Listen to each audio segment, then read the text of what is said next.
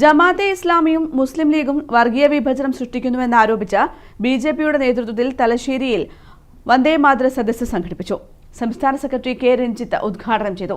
ജമാഅത്തെ ഇസ്ലാമിയുടെയും മുസ്ലിം ലീഗിന്റെയും വോട്ടുകൾ നേടി അധികാരത്തിലെത്തിയതുകൊണ്ടാണ് UDF സർക്കാർ വന്ദേമാതരം മുഴുവനായി ഇവിടെ ആലപിക്കേണ്ടെന്ന് തീരുമാനിച്ചതെന്ന് രഞ്ജിത്ത് പറഞ്ഞു. ജമാഅത്തെ ഇസ്ലാമിയുടെയും മുസ്ലിം ലീഗിന്റെയും വോട്ടുകൾ നേടിയാണ് UDF സർക്കാർ അധികാരത്തിൽ വന്നതെന്ന് BJP സംസ്ഥാന സെക്രട്ടറി കെ രഞ്ജിത്ത്.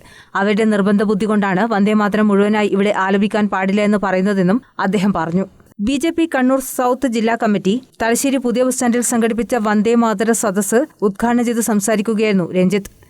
മതത്തിന്റെ പേരിൽ രാജ്യമുണ്ടായി, മുസ്ലിങ്ങൾക്ക് മാത്രമായി പാകിസ്ഥാൻ എന്ന രാജ്യം രൂപപ്പെട്ടു. 1947 ഓഗസ്റ്റ് 14 പാകിസ്ഥാൻ എന്ന് പറഞ്ഞ രാജ്യം ഉണ്ടായി. 47 ഓഗസ്റ്റ് 15 നമ്മുടെ രാജ്യം, അതായത് ഈ അഖണ്ഡ ഭാരതം എന്ന് പറയുന്ന ഈ രാജ്യത്തെ വെട്ടിമുറിച്ച് ഉണ്ടായ ഭാരതം എന്ന് പറഞ്ഞ രാജ്യം, അതിന്റെ സ്വാതന്ത്ര്യം നമുക്ക് 15 ഉണ്ടായി. അന്നും നമ്മുടെ രാജ്യത്തിനെ വെട്ടിമുറിക്കാൻ നേതൃത്വം കൊടുത്ത മുസ്ലിം ലീഗ്, ആ മുസ്ലിം ലീഗും അതുപോലെ തന്നെ രാജ്യത്തിലുള്ള ശക്തികളായ ജമാഅത്തെ ഇസ്ലാമി അടക്കമുള്ള ആളുകളുടെ അന്ന് നമ്മുടെ രാജ്യത്തെ വെട്ടിമുറിക്കാൻ കൂട്ടുനിന്ന അതേ ആളുകൾ തന്നെയാണ് പ്രിയപ്പെട്ടവരെ ഇന്ന് വന്ദേമാതരത്തെയും അവഹേളിക്കാൻ ഇന്ന് തയ്യാറെടുത്ത് വന്നിരിക്കുന്നത്.